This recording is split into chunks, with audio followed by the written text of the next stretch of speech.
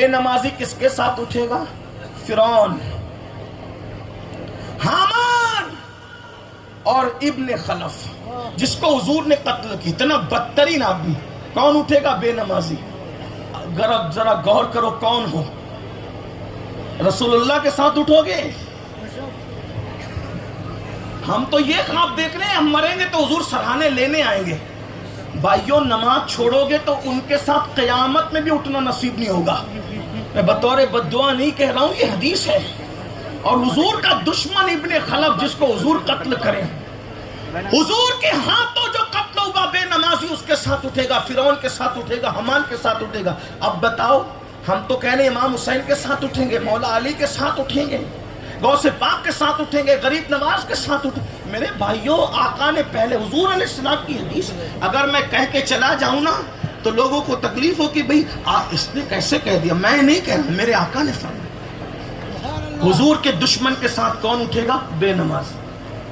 اور جو حضور کے دشمن کے ساتھ اٹھے گا، کیا حضور اس کا ہاتھ پکڑیں گے؟ پھر کیوں ٹائم نہیں نکالتے نماز کے لیے؟ کتنے لوگ ہیں جو عشاء پڑھ کر آئے ہیں، ہاتھ مت اٹھانا، کسی کو ذلیل کرنا مقصد نہیں۔ کتنے لوگ ہیں جو عشاء پڑھ کے ہیں اور جانے کے بعد جو فجر پڑھیں گے؟ کچھ نہیں۔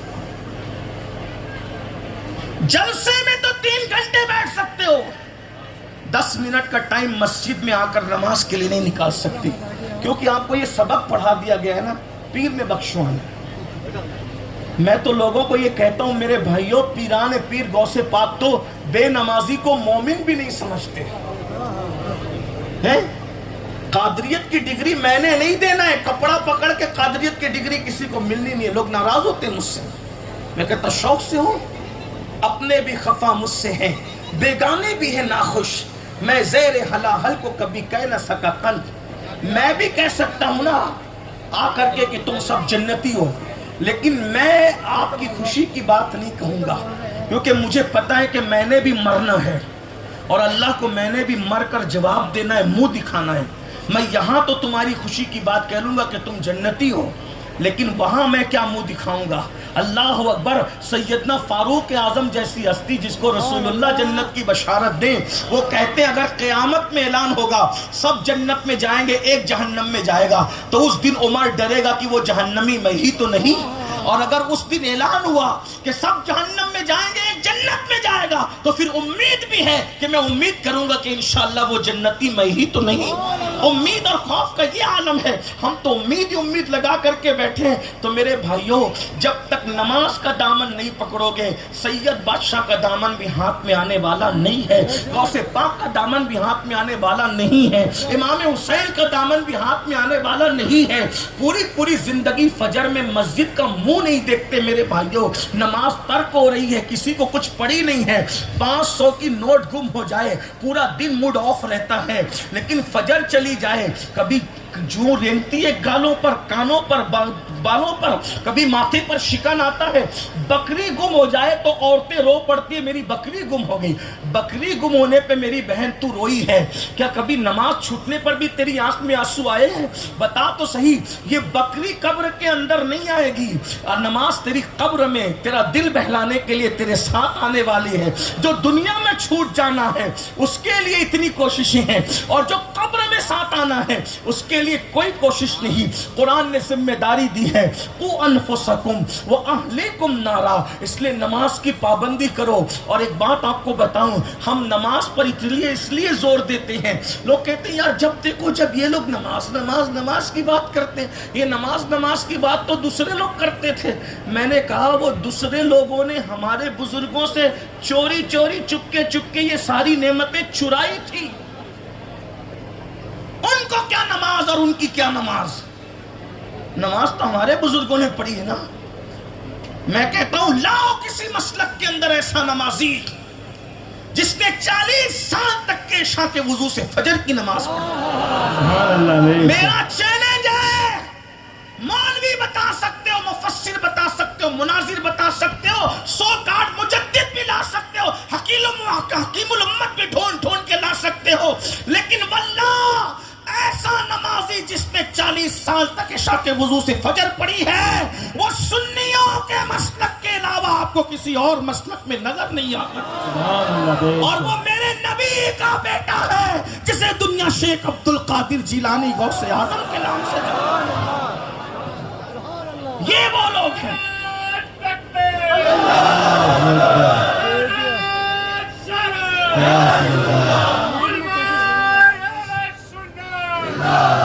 اس سے ان لوگوں کی فکر کی بھی تردید ہوتی ہے. ارے مولانا ہم کیوں نماز پڑھیں؟ نماز وہ ملا جی پڑھیں جنہیں جنت کا شوق ہو. تو میں کہتا ہوں کہ کیا سرکار غوث اعظم کو اللہ کا شوق نہیں تھا؟ ہم تو سجدے کو دیکھ رہے ہیں.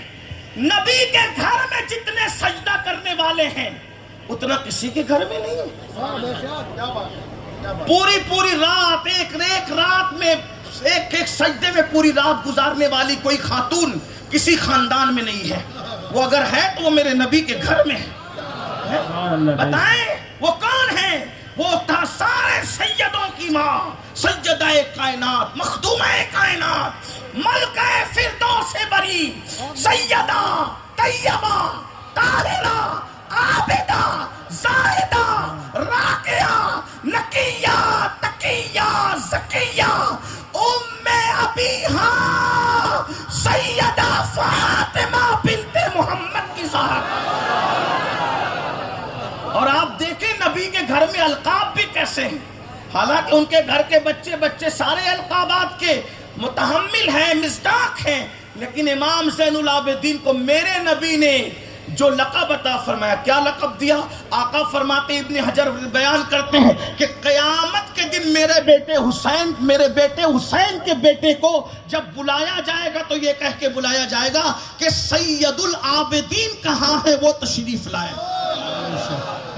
سید العابدین، عابدوں کا سردار کہاں ہے؟ پتا چلا جس کا تعلق نبی سے جتنا زیادہ ہوگا وہ اتنا زیادہ عبادت گزار ہوگا. امام حسین کے آخری سجدے کو کون بھول سکتا ہے؟ کسی کہنے والے نے کہا ہے، ہو سکے تو لائیے دونوں جہاں میزان میں نے ایک سجدہ زمین کربلا سے لے لیا. نماز مت چھوڑو. یہ جو ساری پھکیاں دے رہے ہیں نا، یہ جھوٹے لوگ ہیں جو تمہیں نماز سے دور کر رہے ہیں. نماز چھوڑ کر نہ خدا کا قرب مل سکتا ہے، نہ نبی کا قرب، نہ ولی کا قرب. آنکھ بند ہوگی تب پتہ چلے گا. خود اللہ کے بندو نماز پڑھ. اور نماز پہ کیوں زور دیتے ہیں بتاؤں؟ پورے قرآن میں اللہ نے کسی عبادت کا ایک بار حکم دیا، 2 بار دیا، 4 بار دیا، 5 بار دیا. تنہا نماز وہ عبادت ہے جس کا حکم پورے قرآن میں کم و بیش اللہ نے 700 مرتبہ دیا. کتنی مرتبہ؟ ایک شخص آنے کے بعد وہ کہنے لگا کہ یا رسول اللہ میں یہ نہیں کر سکتا، یہ نہیں کر سکتا، یہ نہیں کر سکتا، یہ نہیں کر سکتا. حضور نے کہا ٹھیک ہے ٹھیک ہے ٹھیک ہے. اس نے کہا حضور مسلمان ہو جاؤں؟ کہا ٹھیک ہے، اس کو بھی چھوٹ دیتا ہوں، اس پہ بھی چھوٹ دیتا ہوں، اس پہ بھی دے، سب پہ چھوٹ دے دی. اس نے کہا میں نماز بھی نہیں پڑھ سکتا. تو میں چلا جا یہاں سے جا. جس کی نماز نہیں اس کا دین ہی نہیں ہے. اللہ کے رسول علیہ السلام نے نماز کے بغیر دین نہیں، تو چلا جا یہاں سے. حضور نے اس کو روانہ کر دیا. آپ بتائیں حضور نے اس کو روانہ کیا کہ جس کی نماز نہیں اس کا دین نہیں. آپ مجھے بتائیں ہمارے پاس نماز کا پوری زندگی ہم فجر نہیں پڑھ رہے، جمعہ کی 2 رکعت پڑھ کے بھاگ جاتے. بلکہ ایک بات آپ سے عرض کرنا چاہتا ہوں، باتیں اب بہت سی ذہن میں آتی ہیں لیکن بات کو اینڈ کرنے لگا ہوں. کیا کہ نماز وہ عبادت ہے، نماز جس کی شان یہ ہے کہ جو نمازی بنتا ہے وہ گناہوں سے خود بخود دور ہونے لگتا ہے. قرآن کہتا ہے ان الصلاۃ تنہا عن الفحشاء والمنکر، بے شک نماز ہر برائی اور بے حیائی سے روک لیتی.